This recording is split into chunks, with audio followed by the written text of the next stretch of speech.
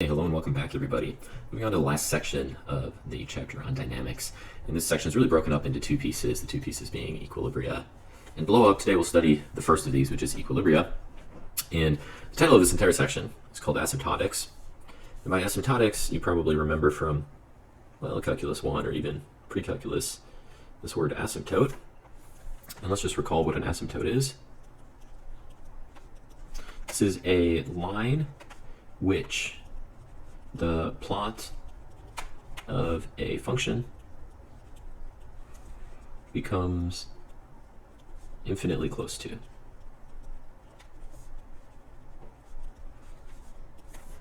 And some examples of asymptotes.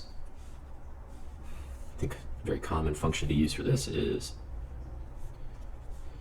y equals 1 over x. And in fact, this function has two asymptotes, right? It's got the horizontal asymptote at y equals 0, but it also has a vertical asymptote at x equals 0. But you can imagine maybe a different example of an asymptote, something like exponential decay. So it would be y is e to the negative x. So this has no vertical asymptote, but of course there's still the horizontal asymptote, y equals 0 here, as you take x out to infinity. So those are what asymptotes are, and we're really going to be studying asymptotes in the context of dynamics or in the context of solutions to initial value problems. So I'll say studying asymptotes in the context of dynamics. That's the point of this chapter, right?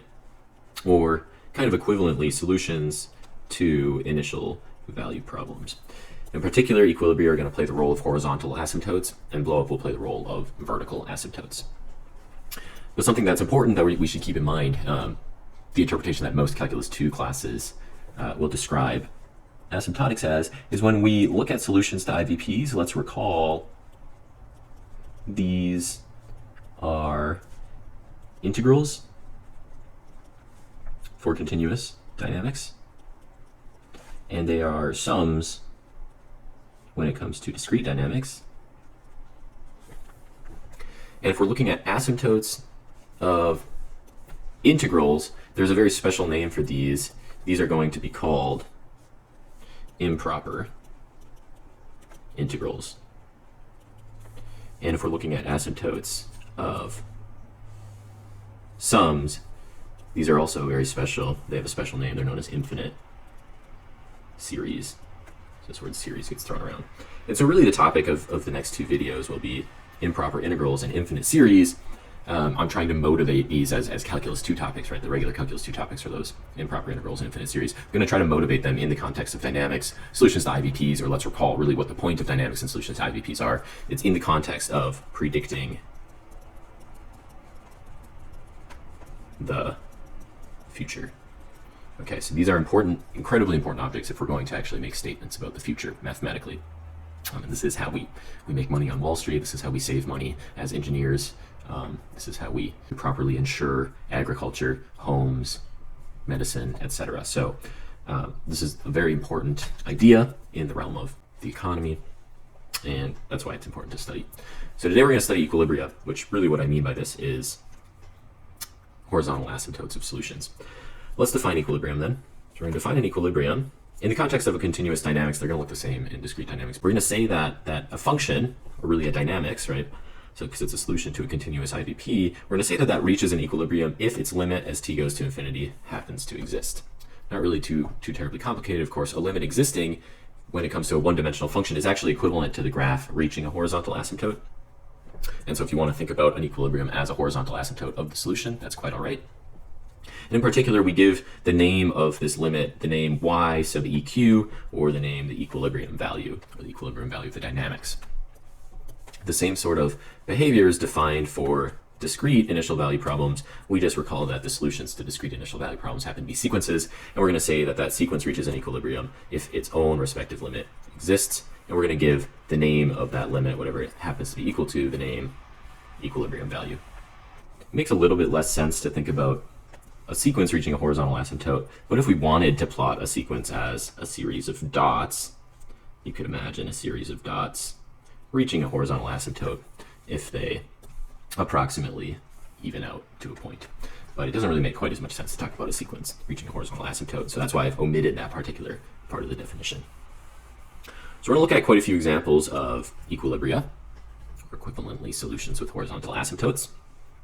And this first one is a common problem in a lot of calculus-based physics courses and generically ordinary differential equations courses, but it gets derived a little bit differently in both of those courses. So I'm saying we haven't fully derived this equations from Newton's laws, and you also use something called Hooke's law if you derive this from scratch. But what we're looking at is something called a damped harmonic oscillator, and the initial value problem that I'm presenting that we can use to kind of ask questions about equilibrium is the following. We're looking at the derivative on y is equal to e to the negative t cosine of 2t, and in particular, the initial value for y at time 0 is negative 1/5. And so let's recall our solution formula. This is solved by, the solution formula is going to be y of t is equal to the initial value, so negative 1/5, plus the integral starting at the initial time, 0, ending at the predicted time t, of the function e to the minus t cosine of 2t, but in particular, if we've already used t in the upper bound of the integral, we'll switch our variable to s, call this e to the negative s cosine of 2s ds. So that's going to be our solution. We're going to ask questions about whether or not this solution happens to have a horizontal asymptote. But really, to answer that question, we're going to have to solve the integral given here if we're going to have any hope of determining if it has a horizontal asymptote. So let's go through some work to actually solve that integral. I've presented the integral down here without any bounds on it, so we're just going to compute the indefinite integral at the bottom there. We're going to end up having to do it using integration by parts twice, and then solving for the integral term. Remember, this is one of the special cases of integration by parts. If you want to see that derived a little bit more fully, I do have a video on integration by parts if you go back in the playlist a little bit. If we go through the integration by parts for this particular integral, we're going to take an integral of the term e to the negative s, and we're going to take a derivative of the term cosine 2s. That follows the pattern lie 8 for the term we're going to take a derivative of because we have logs, inverse trig, algebraic trig, and exponents. So trig comes before exponentials. We're going to take a derivative of the trig term. Derivative of cosine 2s will be 2, and in fact, negative 2 sine of 2s. The integral of e to the negative s will be negative e to the negative s. And the way everything plays out in integration by parts is traditionally we would subtract a negative e to the negative s times the negative sine s, but because we have a total of 1, 2, 3 subtractions, we're going to end up just with an overall single subtraction there. And so that's how integration by parts would work after one step on this integral. And we're going to see the following integral show up, where we have integral of e to the minus s sine 2s. That's going to require, yet again, one more integration by parts. And if we decide to compute this integration by parts, we're going to do the same thing. We're going to compute an integral of e to the negative s, and we're going to compute a derivative of sine 2s. The integral of e to the negative s is once again negative e to the negative s. The derivative of sine 2s will be 2 cosine 2s, because of the chain rule. And then there would be regularly be a minus sign here, but because the integral of e to the negative s is negative e to the negative s, then we're going to have two copies of minuses. They're going to cancel, and we'll get just a plus. So that's going to be my second round of integration by parts. And at this stage, this negative 2 that I had out front from that second integral will have to distribute to both terms inside when I've computed the integral. That's going to leave me with an e to the negative s, which I've factored out from this term and this term, and then a 2 sine 2s minus cosine 2s. That's the last piece on the e to the minus s term. There's going to be one remaining integral, right? Negative 2 times positive 2 of this integral e to the minus s cosine 2s. That's going to give me minus 4 on that integral e to the minus s cosine 2s. But if we think about it, this is what I mean by being the special case, that integral we've just ended up with after two steps is the same integral we started with, which means I have something along the lines of x equals something minus 4x. And how would I solve this expression for x? Well, I would add 4x to both sides, end up with a 5 over here, and then divide both sides by 5. Getting rid of that 5, we would put a 5 down there. And so that's where we see, if I scroll down, I've divided by 5 on my e to the minus s times the sum of the sine and cosine terms. So that's going to be the solution to the integral which solves this initial value problem. And that's technically just the antiderivative, so if I actually want to evaluate this on the bounds 0 and t, I have to evaluate on the bounds 0 and t. I'm going to plug a t in. There's me plugging a t in for all three copies of s. And if I plug a 0 in, that's e to the 0 over 5, so that's going to be a 1/5. 2 sine 2 times 0, that's going to be 0, minus cosine 2 times 0, that's going to be a 1, so I'll end up with a negative 1/5, but because I'm subtracting it, because I'm plugging the 0 in second, it'll be a positive 1/5 on the end. And so the evaluation of my integral from 0 to t of e to the minus s cosine 2s ds will be e to the minus t 2 sine 2t minus cosine 2t plus 1/5. But let's recall the initial value. The initial value was minus 1/5, and of course I chose that constructing this problem on purpose. That initial value of the minus 1/5, I'm going to maybe typo there, minus 1/5, that initial value will cancel with the plus 1/5, and we just end up with e to the minus t over 5, 2 sine 2t minus cosine 2t as the solution to the initial value problem, also known as the solution to the dynamics, right? This is how we're going to predict the future for this damned harmonic oscillator. So if I ever wanted to find where is my harmonic oscillator, by the way, what do I mean by harmonic oscillator? It's a mass attached to a spring. So if I wanted to find it after 10 seconds, I would just plug a 10 in, a 10 in, and a 10 in. That would tell me the position of the mass with relation to the spring. But I'm curious about equilibria, so we're asking questions about, does this have an equilibrium? The solution to this dynamics have an equilibrium. We can just go ahead and plot the solution, and that's what I have here. And if we look at the plot of the solution, you can tell pretty quickly that yes, indeed, this oscillates. That's why we call it an oscillator. It oscillates around 0, but eventually it equilibrates. We've got a nice horizontal asymptote.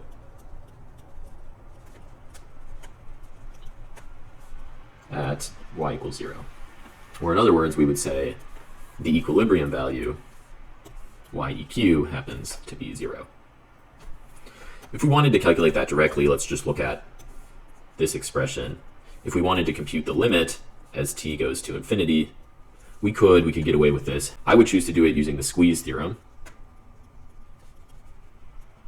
That should have been covered in Calculus 1 for you. Using the squeeze theorem, because sine in magnitude and absolute value is always less than 1, cosine in absolute value is always less than 1, then this will be less than or equal to, what, 3/5 in absolute value, 3/5 e to the minus t, but if I take the limit as t goes to infinity of 3/5 e to the minus t, exponential decay tells me that goes to 0. So if you want to do it algebraically, that's how you do it. You can also plot and ask the question about where is the horizontal asymptote. In some cases, there won't be a horizontal asymptote, and you simply say there is no equilibrium. So moving on to the next example, which is the Vermont seasonal temperatures, we found that the Earth and Climate Sciences Department has developed a climate model for the average seasonal temperatures in Vermont. They've provided us with the following initial value problem for integrals. Looks like y prime is 2 pi cosine 2 pi over 5t plus 60 pi sine 2 pi t plus 1 with an initial value of 20 and an initial time of 0. And I guess t here is measured in years. So I'm going to guess, because of this initial temp at 20, that this is probably in degrees Fahrenheit, and that the 0 here is referring to January 1st of whatever year we're talking about, since t is measured in years. Anyway, to solve this, we're going to follow the solution method from our earlier proposition, which basically says that the solution of the dynamics is always the initial value, so in this case 20, plus the integral starting at the initial time 0, ending at the prediction time t, and we're going to look at the function on the right-hand side of the IVP. We're going to integrate that function in the variable s. So that's going to be 2 pi cosine 2 pi over 5s plus 60 pi sine 2 pi s plus 1 ds. That's going to be our solution. And to ask questions about maybe an equilibrium about our seasonal temperatures, we're going to have to actually compute this integral. Now, this shouldn't be too terribly bad. We're basically looking at a couple of u substitutions. So one of the u substitutions is going to be on the inside of the cosine, the other one's going to be on the inside of the sine, and of course the antiderivative of 1 is just s. But the u substitution on the cosine term basically is going to give me a division by the coefficient on s. So some sort of division by 2 pi over 5. You can imagine that's where this 5 is coming from. So this 2 pi, if it gets divided by 2 pi divided by 5, right, I've got 2 copies of a division there, the 2 pi's cancel, and the 5 comes into the numerator. That's why there's a 5 here. Similar thing happens with the 60 pi turning into 30, because it's going to be 60 pi divided by the coefficient on s here, divided by 2 pi. That's going to give me a 30. And of course, the antiderivative of cosine is sine. The antiderivative of sine is negative cosine. So that's going to be how I compute the antiderivative here. Then I'm going to evaluate at t and evaluate at 0. If I evaluate at t, that's just me plugging t in for every copy of s. Evaluating at 0, I'll have a sine of 0, which is 0. I'll have a minus 30 cosine of 0, which cosine of 0 is 1, so I end up with minus 30. And I have just s evaluated at 0, which will be 0. And so altogether, what I'll end up with is, well, a 20 out here minus negative 30, so that's going to give me a total of 50 plus 5 sine 2 pi over 5t minus 30 cosine 2 pi t plus t. So having solved our initial value problem, we can answer the question, do the Vermont seasonal temperatures reach an equilibrium? And if so, what is the equilibrium value? We're going to get there by plotting the solution. So if I go ahead and plot what I had just computed out to maybe this is at 20 years in the future, 20 years prediction, what do we see here? Do we see any horizontal asymptote?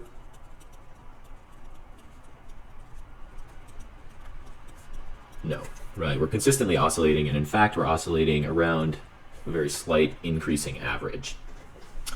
And you can see at the beginning of every year, at year 0, at year 1, at year 2, 3, 4, 5, 6, 7, 8, 9, 10, 11, 12. So we do have this regular January cold, as well as maybe this is probably July warmth, right? We peak in July and we cool off in January. But they're all oscillating around kind of this slightly increasing average, and that's going to be not an equilibrium. We wouldn't want it to be an equilibrium anyway. Where's that average? Around 50 degrees, it looks like. That would be kind of annoying if every day we're consistently 50 degrees Fahrenheit. We want a growing season in the summer. We actually want a freezing season in the winter. It's what allows our maple trees to actually produce sap. So lots of good things to have a consistently oscillating. It's not always good to have an equilibrium. That's what I'm trying to say here. And a lot of dynamics won't have an equilibrium. If we want to look at maybe a discrete dynamics instead, I've brought up Zeno's paradox here. Zeno's paradox is kind of an ancient philosophical thought experiment, which was most likely proposed by the ancient Greek philosopher Zeno of Elea. But a lot of his oral traditions were originally written down by Aristotle in his work Physics. And so the way Aristotle phrased Zeno's paradox is, that which is in locomotion must arrive at the halfway stage before it arrives at the goal. Paradox being, if I want to walk between a 0 and maybe 100 meter distance, then at some point in time I will have had to cross 50 meters. At some point in time I will have had to cross 75 meters. At some point in time I will have had to cross 87.5 meters. I will have had to cross whatever the next set is between the half, and I will have had to cross the next one in the half as well. And the question basically becomes, if I have to cross infinitely many 1/2s, how do I ever actually arrive at my goal? Is there a way that I can achieve a 100-meter walk by consistently walking 1/2 the distance? And we know that the answer is yes, we do achieve 100-meter walks all the time. Kind of the paradox shows up in our human ability to infinitely subdivide intervals, right? It's actually the human that's ascribing some sort of meaning to all of these halves. It's not physics. Physics doesn't really care about all of those halves that it's computing. The human is. We are the ones who care about all of these halves. But it's a bit of a paradox, right? To think about achieving something that happens infinitely many times when you're not even thinking about it. And so how can we actually write this down as a dynamics? Of course, that is a dynamical problem, moving forward by halves repeatedly. Well, the way I've phrased it is by considering the heroine Atalanta moving 1 stadion, which is approximately 192 meters, and she's going to begin at 0 and make her way towards 1. In the process, she arrives at 1/2. And so in our discrete time dynamics, we're going to ascribe 1/2 being, one discrete time step. That's what the 1/2 will be. And then beginning now from the 1/2 point, we're later going to arrive at, well, our original 1/2, but then 2 copies of 1/2, which will be the 3/4 point, and then later arriving at the 7/8 point, and so on. You can construct a discrete dynamics initial value problem for sums, which looks like the following, right? And how did I derive this? I said that the change between 2 time steps is the number of time steps we've worked so far, technically plus 1 when you work through the math. So the change in the current time step, the change in my position, change in position after n steps will be, it'll be 1/2 of the total distance to the n plus 1. Basically, the plus 1 comes from the fact that the change in your position from the 0th step is 1/2 of a stadion. So you need a plus 1 right away. And then my initial position happens to be 0. Okay, so that is a lovely initial value problem for sums. Let's see if we can actually find the solution to this. The solution has to be given by, well, you start at the initial position, 0, and then you perform the summation starting at 0, the initial time, ending at n minus 1 of the function on the right-hand side, but I've modified the variable of that particular function into k, so I'm going to replace n with k and call this 1/2 to the k plus 1. So that's going to be my solution formula. Ideally, I can actually solve this summation We can do that using our techniques from the previous chapter as first recognizing this summation being a capital A n minus capital A 0. Capital A n is the indefinite sum of 1/2 to the n plus 1. So how would I actually perform that indefinite sum? Well, I can use the exponential rule for indefinite sums here. So I could rewrite this plus 1 as an exponent. That could just be a 1/2 times the indefinite sum of 1/2 to the n. And our exponential rule says that the sum of 1/2 to the n is 1/2 to the n, but we divide by 1/2 minus 1. So that's going to give me, well, the denominator is a negative 1/2. That can cancel with the 1/2 out here. At the price of a negative 1, this will be negative 1/2 to the n as my indefinite sum. And what do we see coming out of this? Here's my 1/2 to the n divided by, 1/2 minus 1. That's that part. Minus 1/2 to the 0 divided by 1/2 minus 1, all multiplied by 1/2. If I simplify everything out, what do we actually get? We get 1 minus 1/2 to the nth power. This makes a lot of intuitive sense. Since, when n is 0, we should end up at 0. If I plug in 0 here, I do get 0 out of that. Maybe when n is at 2, I plug in a 2 here. 1/2 squared is a quarter. We'll get y at 2 is 1 minus a quarter. That'll be 3/4, like we expect, and so on. So this does make intuitive sense as an answer. And if we go ahead and plot this and ask a question about whether or not we actually reach an equilibrium, here we can kind of see the behavior of this solution sequence. And indeed, we do reach an equilibrium. What should our equilibrium be? It should be at y eq equals 1, because we do indeed arrive at the end. So in some sense, Zeno's paradox was one of the earlier descriptions of allowing limits to exist, right? We're performing a limit out to infinity, but we can actually say that, the limit exists and achieves a specific value. In this case, it achieves the value 1. We've talked about initial value problems for sums and integrals. Let's provide maybe one example of a separable ODE, because we can ask these questions about equilibria for any sort of dynamics, including separable ODEs. And so let's solve a very specific separable ODE and see whether or not this one has an equilibrium. For the separable ODE, we're just going to define it somewhat arbitrarily at an arbitrary initial time and an arbitrary initial value, where my separable ODE is y prime is negative y squared. And to solve this, we're going to follow our step-by-step process, which is given in definition 3.3.4. So let's recall how that works. We're going to rewrite y prime as dy dt. We're going to rewrite y of t just as y. It's going to give me dy dt equals negative y squared. And then if I go ahead and rearrange the equation so that all terms with y's are on the left-hand side and all terms with x's are on the right-hand side, we'll end up with negative 1 over y squared dy is 1 dt.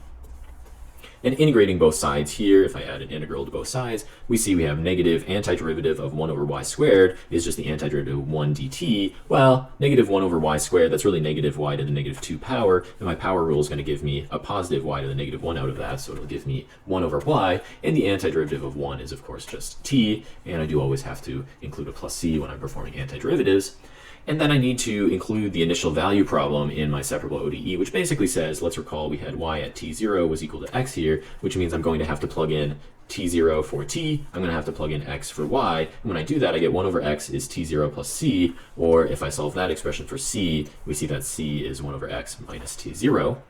And plugging that in for c up top, and that definition of c up there, we see that 1 over y is equal to t minus t naught plus 1 over x. And finally, I'm going to solve the equation for y, which means I'm going to take the reciprocal of both sides. When I take the reciprocal, I get y is 1 over t minus t naught plus 1 over x, or if I decide to multiply the numerator and denominator by x and distribute across, we get x t minus t naught plus 1 in the denominator and an x in the numerator.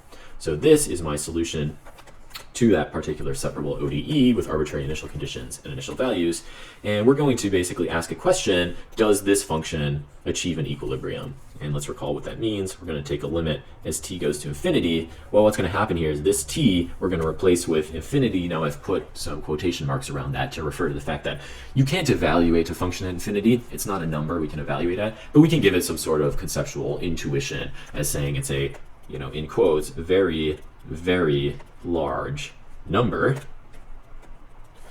to which if we subtract some initial time, it's not going to change a very large number. 10 billion minus 2 is pretty darn close to 10 billion, and so subtracting that initial time is not going to play much of a role, so it's still a very large number. Multiplying by x is not going to play much of a role, I guess, unless x is 0, but let's assume x is not 0.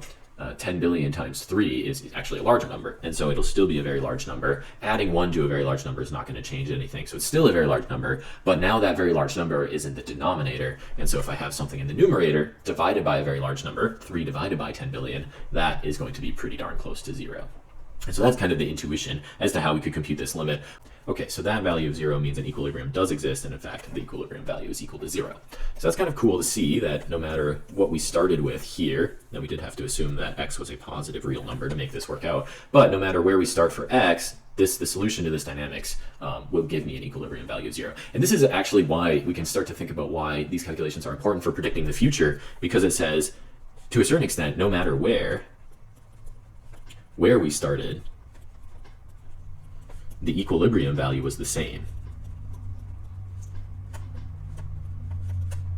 And this is very useful in the real world to say, maybe I did a bad job measuring where I started, maybe I don't know where I start because it's behind some smoke screen or something. I can't measure some sort of initial condition. And yet, if my dynamics holds true, I can still predict the future because like the equilibrium is still 0. So I could argue, okay, I don't know the value right now, but in 10 days, it's going to be close to 0, no matter what it is right now, right? And I think that's an important thing to recognize about equilibrium calculations.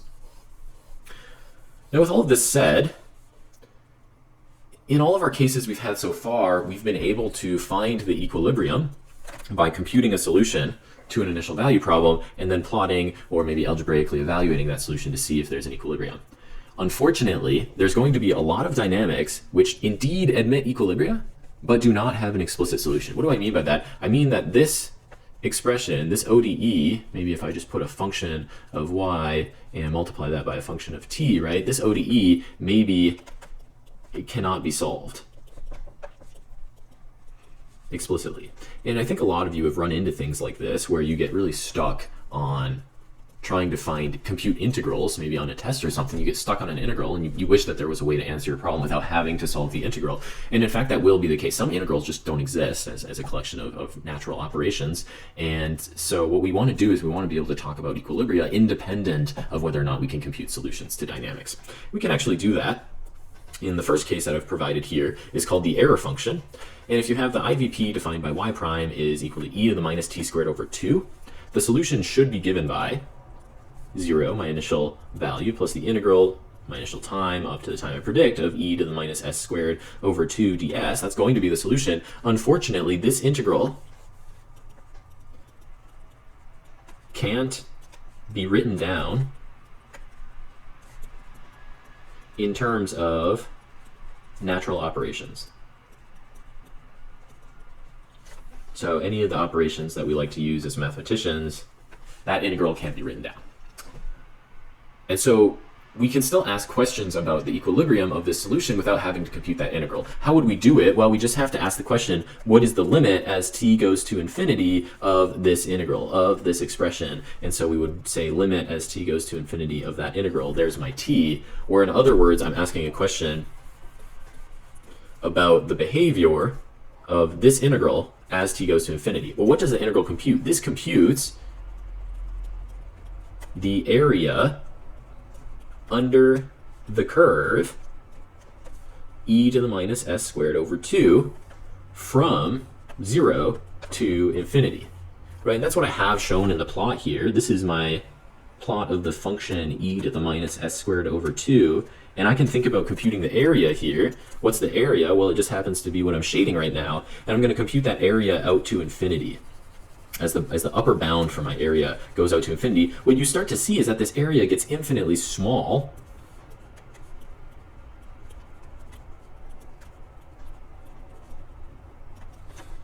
And if that gets small enough, fast enough,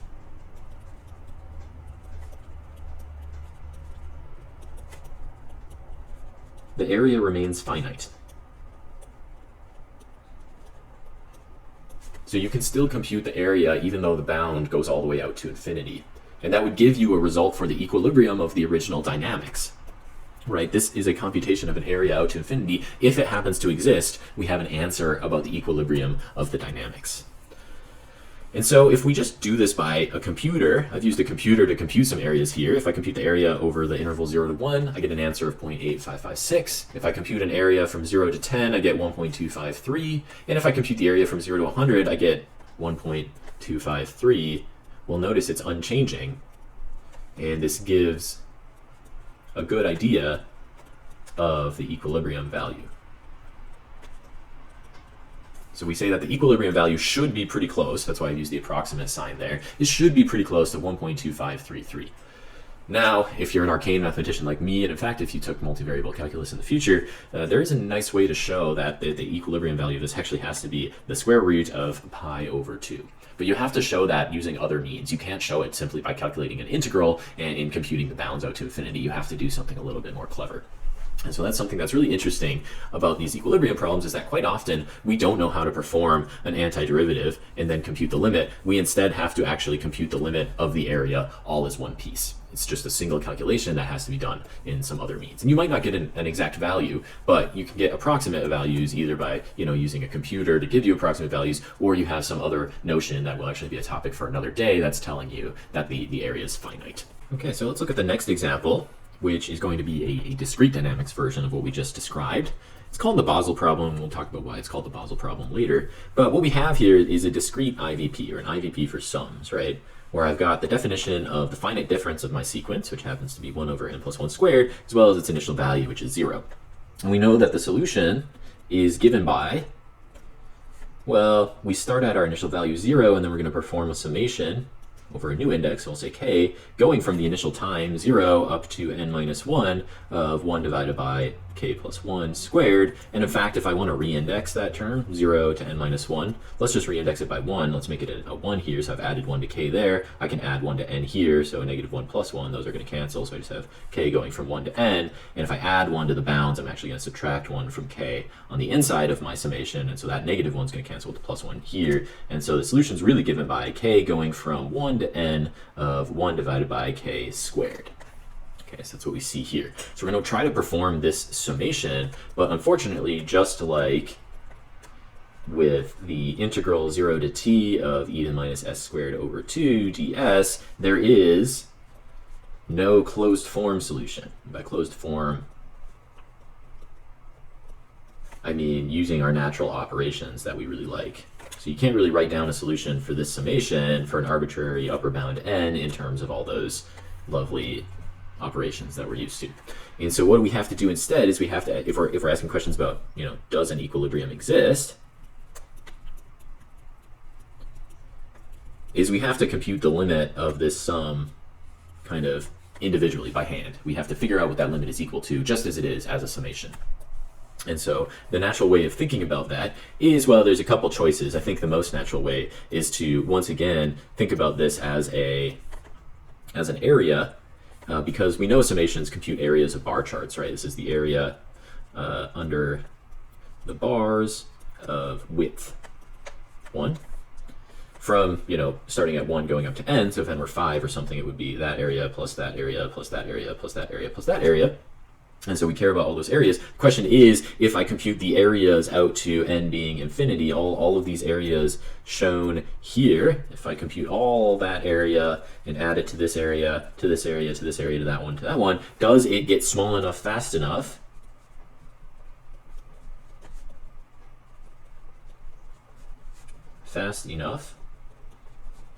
to give me a finite value? And it turns out in this case, we can do the same thing we did before, which is basically have a computer calculate a few terms here. We can do the same thing we did before, calculate the area of the first bar. Well, that happens to be 1, not a big surprise there. Let's calculate the area of the first 10 bars. We get 1.5498. The first 100 bars, 1.635. The first 1,000 bars, 1.6439. The first 10,000 bars, 1.6448. The first 100,000, 1.6449. And the first million bars, we get 1.6449. But at least in this final case, these have stopped changing, and so we hope, the equilibrium, number 1 exists, and number 2 is equal to 1.6449, probably some extra terms at the end. So that's how we have to compute equilibrium sometimes. Now it turns out in this case, it does equal a specific value. Once again, with more arcane knowledge, we know it's pi squared over 6. If you compute pi squared over 6, you get a number very close to 1.6449. Now, why is that called the Basel problem? It's because it was Leonhard Euler of Euler's number, E, fame, and Euler's identity, e to the I. Theta equals cosine theta plus I sine theta, back to our complex algebra section. So Leonhard Euler proved this. He was the first to prove it while living in Basel, Switzerland. And so it got the name the Basel problem thanks to Euler. Okay, so thinking about these last two examples where I had to compute, at least in the first case, more or less, what did I compute up here? I was computing the integral from 0 up to infinity of e to the minus s squared over 2 ds. And in the latter case, I was computing the sum starting at 1 and ending at, more or less infinity if I actually take the limit, 1 over k squared. Those two examples are kind of helping me, telling me that I should probably think about defining integrals, right? There's an integral where perhaps x max is allowed to be positive infinity, or perhaps x min is allowed to be negative infinity, or perhaps I'm allowing both of these cases to be true, right? So the question is, how do we define something like x min to infinity f of x dx, or maybe minus infinity to x max f of x dx. What are these objects? These objects we define as something called an improper integral. And what do we mean every time we write this object down? And you should think about this anytime you see an infinity show up in mathematics. Infinities are just limits in disguise. And so every time you see an infinity on the edge of an integral, which makes it an improper integral, all that means is that we're going to perform limits as we achieve the bounds of the integral, right? So if my bound x max, suppose that it were infinity, I'm going to take the limit as x goes to infinity. Or suppose x min were minus infinity, I'm going to take the limit as x goes to minus infinity of the antiderivative, right? I've got these capital F's over here. So we compute improper integrals by taking limits of the antiderivatives. That's what it means to compute an improper integral. So if you see an integral with an infinity or a minus infinity, take the antiderivative and then compute the limit. If each limit of an improper integral happens to exist, we call the integral convergent. This is the word we like to use, and we'll use it the rest of the semester. And if any of the limits don't exist, we call the integral divergent. And so we're going to have a lot of discussions over convergence or divergence of integrals and of infinite sums throughout this semester now. So we have these two notions of whether or not limits exist or don't exist, and we use the words convergent or divergent with those limits. Let's look at an example of an improper integral. We can compute, well, we already saw the example from before, if we have 0 to infinity of e to the minus x squared over 2, this one happened to be pi squared over 2. You don't know how to show that for now, but it's a true statement. But we can do maybe some by hand if I want to compute the improper integral of 1 over 1 plus x squared with bounds minus infinity and plus infinity. How do I do that? Well, I need to find the antiderivative of 1 over 1 plus x squared. But if we look at our integral table from this book, we find out that that's just inverse tangent. And if I want to compute my limits on inverse tangent, because that's my upper bound, so we'll compute the limit on the upper bound here. And there's my lower bound, so we'll compute the limit on the lower bound there. What do I need to know? Well, I need to know, where does tan inverse at positive infinity end up? Where is this? Well, it looks like it's maybe at 1.5. It actually ends up being at pi over 2, because inverse tangent is going to give me an angle measurement, right? And at the lower bound, as we go inverse tangent to minus infinity, that's going to actually be at negative pi over 2. And so I would replace my upper bound term here with a pi over 2, because that's the definition of the limit, and the lower bound term with negative pi over 2, because that's the definition of the limit. And there's a typo, that should be a minus sign. So I end up with pi over 2 minus negative pi over 2. It turns out that this improper integral is equal to pi, which I have described below. We can do the same thing, maybe with our improper integral. Now I've modified from 1 over 1 plus x squared to x over 1 plus x squared. How do I compute the antiderivative of x over 1 plus x squared? Well, it's going to be a u substitution where u is 1 plus x squared, so du happens to be 2x. That means we're going to have 2x over 1 plus x squared times 1/2 dx. So this is actually going to be, what, 1/2 1 divided by u, and the antiderivative of 1 divided by u is the natural log. So we'll have the natural log of 1 plus x squared. There's a 1/2 coming along for the ride. But if I go ahead and compute this limit as x goes to infinity, let's see where I end up. Well, the log of 1 plus x squared as x goes to infinity, so I replace that x squared with infinity, that happens to be infinite. It does not actually taper out to an asymptote. And so this entire term ends up being infinity minus my other term ends up being 0. So the answer here is infinity, or equivalently does not exist. And so we call this integral divergent. And our next definition, which seems natural because we had kind of this integral where we could put infinities on the bounds of an integral. If we think about the discrete analog to the integral, it's the sum where we should be allowed to put infinities as the bounds of the sum. And just as with the integral, where this got defined as taking limits as x went to positive infinity of the antiderivative minus x going to negative infinity of the antiderivative, we're going to do the same thing when it comes to summations. If I happen to put an infinity up top or negative infinity on the bottom, we're going to compute the limit as n goes to plus infinity of the indefinite sum, right? This is the indefinite sum, which happens to be defined as the sum of lowercase an is going to be capital An, and also the indefinite sum maybe as n goes to minus infinity. We're going to take the limit of that indefinite sum as well. Now, slight caveat, you'll recall you always have to add 1 to the upper term of computing a definite sum from indefinite sums. And so we're going to compute these the same way. If we put an infinity on a bound of a summation, then it means that we're going to have to compute the indefinite sum and then compute a limit of that. Now, if those limits exist, then we're going to call the series convergent. By the way, these are called infinite series. We swap out the word sum for series. That's how mathematicians do it for some reason. Just get used to that name. So we're going to call the series convergent, and if a limit doesn't exist, then we're going to call the series divergent. Let's finish off with a few examples of infinite series. The case we already saw today was the Basel problem example.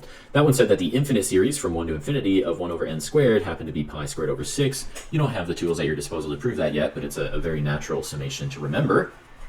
The next case is one that we can actually do directly by hand, and that's because what we have here is a telescoping sum.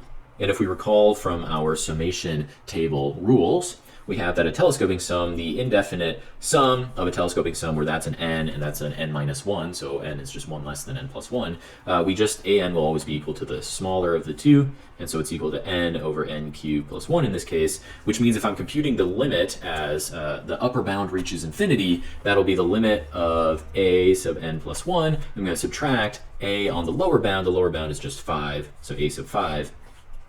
And when I take that limit, if I take it out to infinity, that's going to be a limit of polynomials, right? I've got an n here and really an n cubed here, and because the degree 3 is greater than the degree 1, the denominator grows faster.